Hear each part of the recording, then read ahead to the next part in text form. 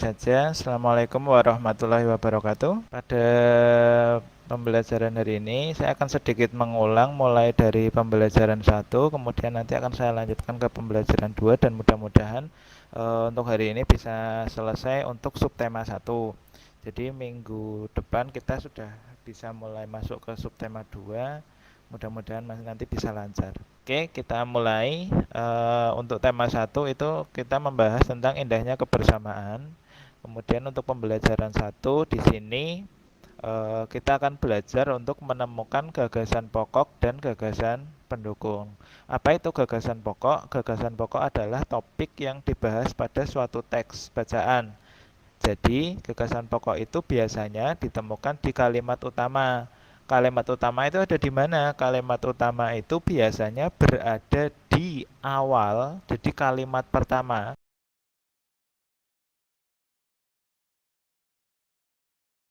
Dari mulai huruf pertama sampai titik yang pertama itu biasanya disebut kalimat pertama. Nah, biasanya kalimat utama itu ada di situ.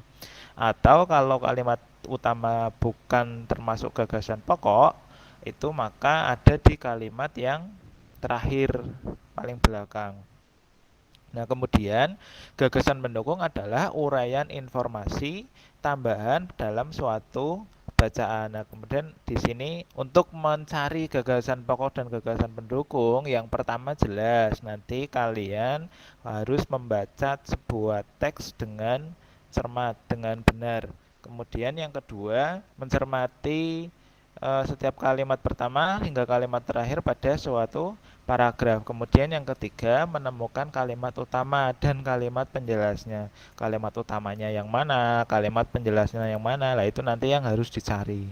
Kemudian selanjutnya, nah di sini ada sebuah paragraf yang berjudul batik. Ini nanti kalau misalkan kamu nulis paragraf itu ndak usah dikasih nomor ya. Ndak usah dikasih nomor. Misalkan nanti Pak Budi minta tolong untuk buatkan 3 buah paragraf yang menjelaskan tentang ini. Itu nanti paragrafnya tidak usah dikasih nomor. Langsung saja ditulis seperti ini. Ditulis seperti ini, langsung ke bawah, langsung teks. Nah, setelah selesai titik satu paragrafnya, ya udah selesai. Kemudian yang kedua nanti tidak usah dikasih nomor juga. Kalau dikasih nomor itu bentuknya malah bukan paragraf, jadi malah salah. Nah, untuk paragraf yang ada di situ kan berbunyi batik merupakan kain tradisional Indonesia. Titik. Itu kalimat pertama. Dan kalimat kedua, batik dihasilkan dengan cara dilukis atau dicetak menggunakan malam atau lilin yang dipanaskan. Titik. Itu kalimat kedua. Dan seterusnya, jika ada tanda titik, itu berarti menyatakan akhir sebuah kalimat. Nah, di paragraf ini kalimat utamanya itu berada di depan, berada di kalimat pertama. Batik merupakan kain tradisional Indonesia. Kemudian dijelaskan lagi tentang batik yang dibuat dengan cara dilukis atau dicetak. Maka kalimat yang kedua ini mulai dari batik ini sampai dipanaskan di sini, ini menjelaskan tentang batik yang ada di kalimat pertama ini. Makanya kalimat pertama yang ini itu disebut sebagai kalimat utama. Nah, kemudian selain kalimat utama, kalau misalnya kalimatnya utamanya sudah ketemu, maka yang lain itu disebut sebagai kalimat penjelas. Nah, gagasan pokok itu berbeda dengan kalimat utama, tapi gagasan pokok itu dapat kalian temukan di kalimat utama. Contohnya yang ada di depan. Batik merupakan kain tradisional Indonesia. Nah, gagasan pokoknya itu misalkan kalian nanti bingung untuk mengubahnya, ditulis sama dengan kalimat utama, tidak apa-apa. Jadi kalau misalkan kalian menjawab gagasan pokok itu sama dengan kalimat utama, ya tidak salah sih sebenarnya. Tidak salah tapi juga belum benar. Jadi nanti diubah sedikit. Contohnya di sini. Kalau misalkan kalimat utamanya batik merupakan kain tradisional Indonesia, maka nanti gagasan pokoknya adalah batik merupakan kain asli Indonesia karena dari zaman dulu itu sudah ada di Indonesia. Nah, kalau misalkan gagasan pokoknya tadi sudah ketemu, maka yang lainnya itu disebut sebagai gagasan pendukung. Kalau tadi kan ada kalimat penjelas. Nah, sekarang disebut sebagai gagasan pendukung. Gagasan pendukung itu seperti apa? Penulisannya tidak perlu nanti kalian tulis semua. Kalian ambil aja intinya. Contohnya nih, kalimat kedua. Kalimat kedua saya bacakan ya. Kalimat kedua itu bunyinya seperti ini. Kain batik dihasilkan dengan cara dilukis atau dicetak menggunakan malam atau lilin yang dipanaskan. Berarti nanti gagasan pendukungnya itu adalah cara membuat kain batik. Cara membuatnya gimana? Cara membuatnya dengan cara dilukis atau dicetak. Kain batik itu kan merupakan warisan tradisional masyarakat Indonesia. Sudah ada sejak zaman dulu. Nah, yang menghasilkan kain batik itu salah satunya adalah suku Jawa. Suku Jawa itu termasuk dalam salah satu suku bangsa yang ada di Indonesia. Suku bangsa itu apa? Suku bangsa adalah sekelompok golongan yang hidup bersama di satu tempat dan memiliki ciri-ciri budaya yang sama. Contohnya, kita kan berasal dari suku Jawa. Jadi orang-orang yang ada ditinggal di Pulau Jawa itu rata-rata adalah sukunya suku Jawa. Karakteristik atau ciri-ciri yang sama, contohnya bagaimana? Kita sama-sama menggunakan kain batik, itu yang jelas satu. Kemudian yang kedua itu adalah contoh dari suku Bali. Itu mereka sedang apa? Menggunakan kain kebaya untuk mempersiapkan sebuah prosesi.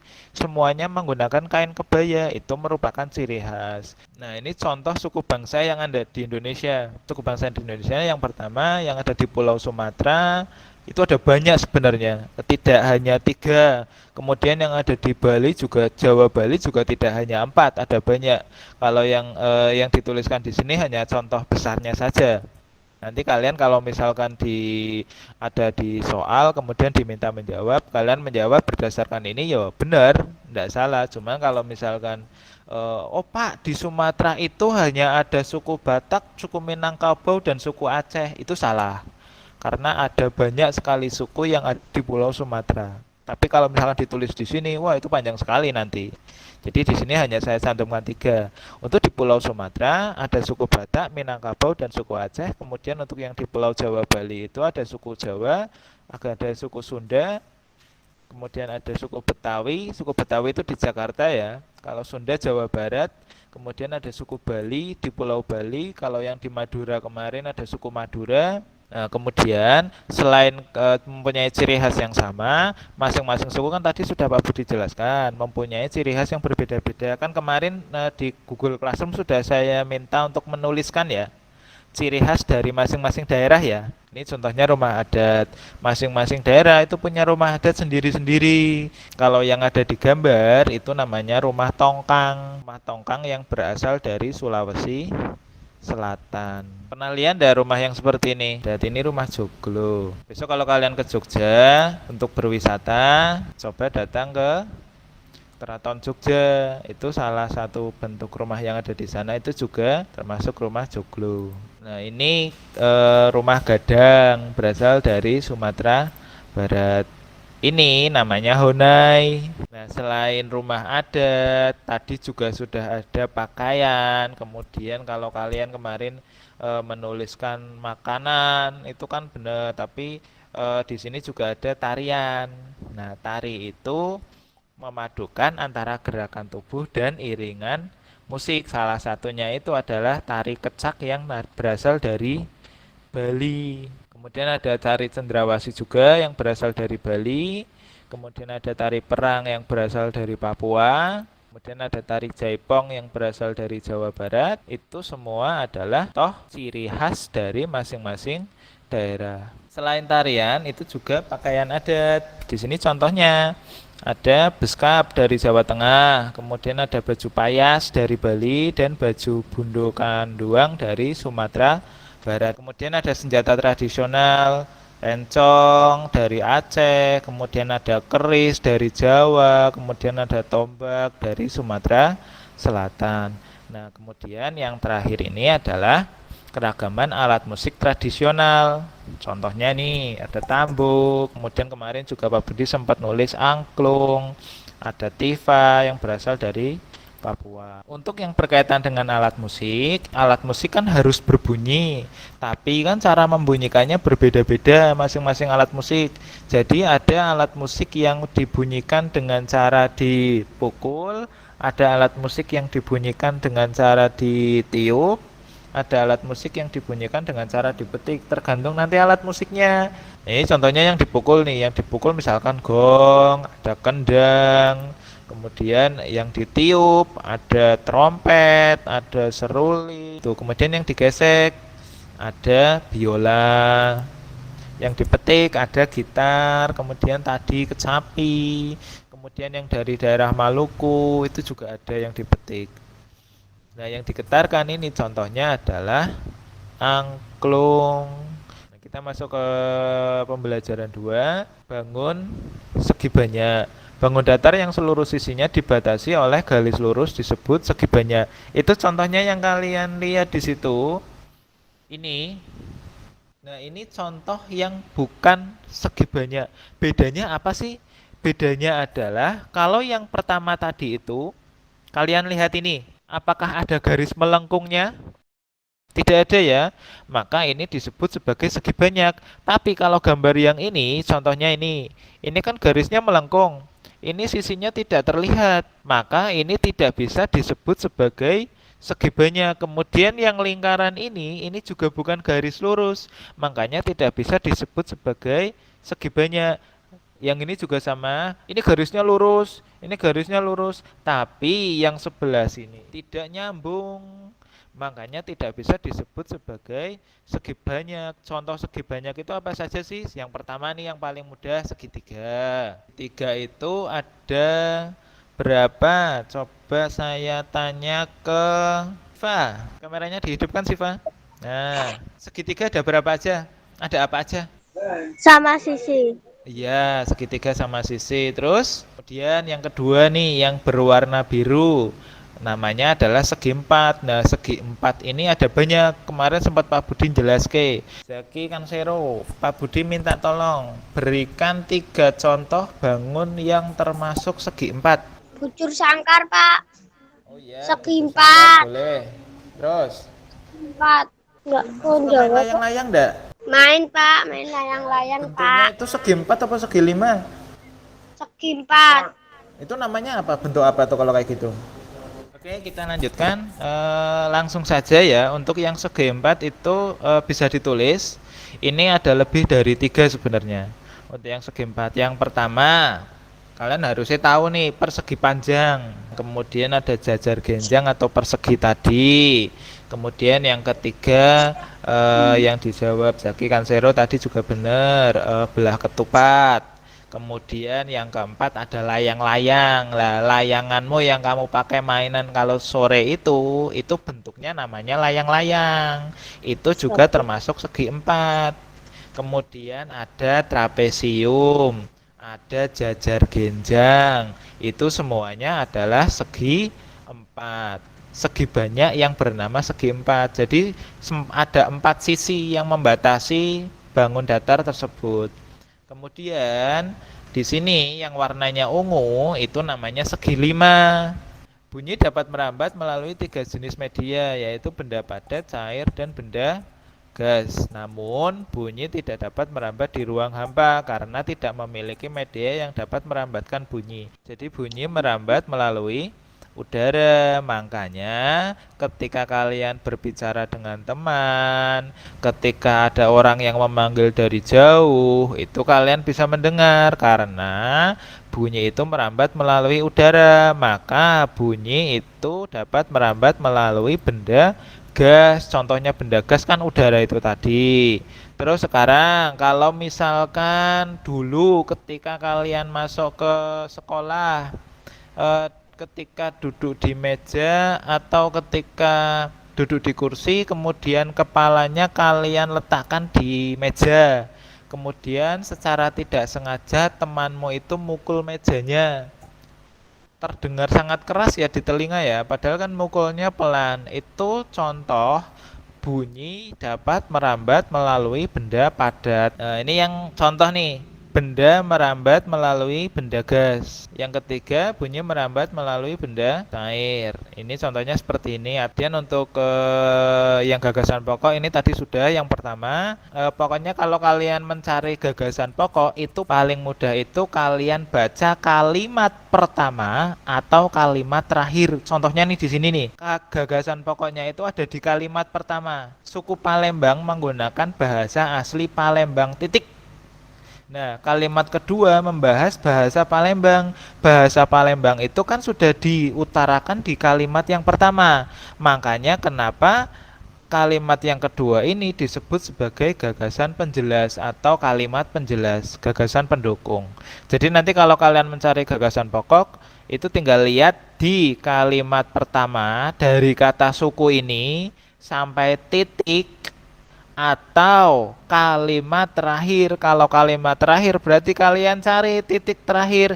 Titik terakhir kalian cari kalimatnya. Oh, berarti dari kata sementara ini sampai ke hari ini kalimat terakhir. Lah nanti kalian baca kalimat pertama atau kalimat terakhir. Sekarang segi banyak beraturan itu berbeda-beda. Contohnya kalau segitiga itu hanya segitiga sama sisi. Jadi yang namanya beraturan itu panjang sisinya wajib sama. Kalau berbeda maka dia tidak bisa disebut sebagai segi banyak beraturan. Ini contoh yang ada di depan ini itu adalah contoh segi banyak beraturan. Kalau segitiga dia hanya ada segitiga sama sisi karena panjang sisi ketiganya sama. Kalau segi empat beraturan itu hanya bujur sangkar, atau persegi tok kalau segi empat beraturan. Kemudian selain segi empat, segi lima beraturan. Kalau segi lima kan tadi hanya satu ya. Kemudian segi enam beraturan, segi delapan beraturan, itu juga ada. Ini yang tidak beraturan, segitiga sembarang. Kemudian ada layang-layang, ada persegi panjang. Ini pembelajaran 4 berkaitan dengan gagasan pokok lagi. Ini sama dengan pembelajaran yang dengan penjelasan Pak Budi yang tadi. Nah, di sini pentingnya kesatuan dan persatuan. Kenapa penting? Karena persatuan Indonesia itu merupakan salah satu contoh pengamalan dari sila ketiga. Contohnya kemarin kelihatannya kalian sudah menulis berkaitan dengan misalkan ada teman yang sakit maka harus dijenguk tanpa harus membeda-bedakan agama, tanpa harus membeda-bedakan suku, tanpa harus membeda-bedakan warna kulit. Nah, ini salah satu beberapa contohnya. Yang pertama, menghormati teman yang sedang beribadah.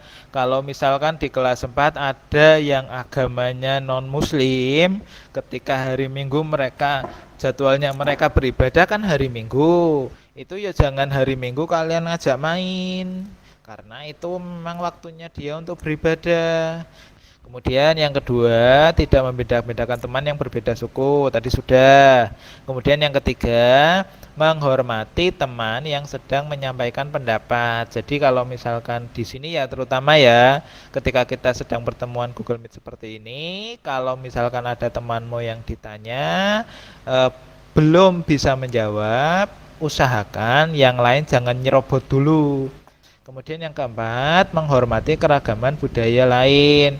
Nah, contohnya kayak tadi misalkan melaksanakan Tedak Siti, menggunakan pakaian adat. Nah, itu kan berkaitan dengan budaya, itu tidak boleh dibeda-bedakan. Nah, kemudian yang kelima, meminta maaf jika melakukan kesalahan. Ojo malah terus ngamuk, ngejak gelut. Kita lanjutkan pembelajaran 5, keragaman sosial dan budaya di daerah tempat tinggal. Nah, ini contohnya tadi Pak Budi sempat nanya sama Iva ya tadi, Cantika ya, sama Cantika yang berkaitan dengan Tedak Siti. Cantika apa siapa tadi? Santika benar. Iya Cantika yang berkaitan dengan Tedak Siti. Suku Asmat di Papua itu mereka suka melukis wajah. Ini seperti yang terlihat di gambar nih. Perbedaan, kita lanjutkan ya. Perbedaan segi banyak beraturan dan yang tidak beraturan. Tadi Pak Budi sempat jelaskan. Kalau yang beraturan itu panjang sisinya sama. Di sini udah tulis. Segi banyak beraturan memiliki sisi yang panjangnya sama. Ini ditulis nih. Segi banyak beraturan memiliki sisi yang sama panjang dan sudutnya sama besar. Itu baru bisa disebut segi banyak beraturan. Kalau misalkan panjang sisinya tidak sama atau salah satu sudutnya kok tidak sama, maka itu tidak bisa disebut sebagai segi banyak beraturan. Nah, contohnya seperti yang ada di gambar yang tadi, ada segitiga sama sisi, ada segi empat yang disebut persegi atau jajar genjang, kemudian ada segi enam, ada segi 8. Kalau segi 7 kelihatannya sudutnya berbeda. Kalau segi 8 sama. Nah, selesai untuk subtema 1. Untuk subtema 1 selesai. Kalau sudah cukup, pembelajaran saya akhiri. Terima kasih yang sudah menyempatkan waktu. Terima kasih yang sudah bergabung. Besok kita ketemu lagi hari Kamis untuk membahas matematika ya. Itu saja. Mohon maaf kalau misalkan Pak Budi banyak kata-kata yang kurang berkenan atau menyakiti hati. Itu saja. Terima kasih. Assalamualaikum warahmatullahi wabarakatuh. Waalaikumsalam warahmatullahi wabarakatuh.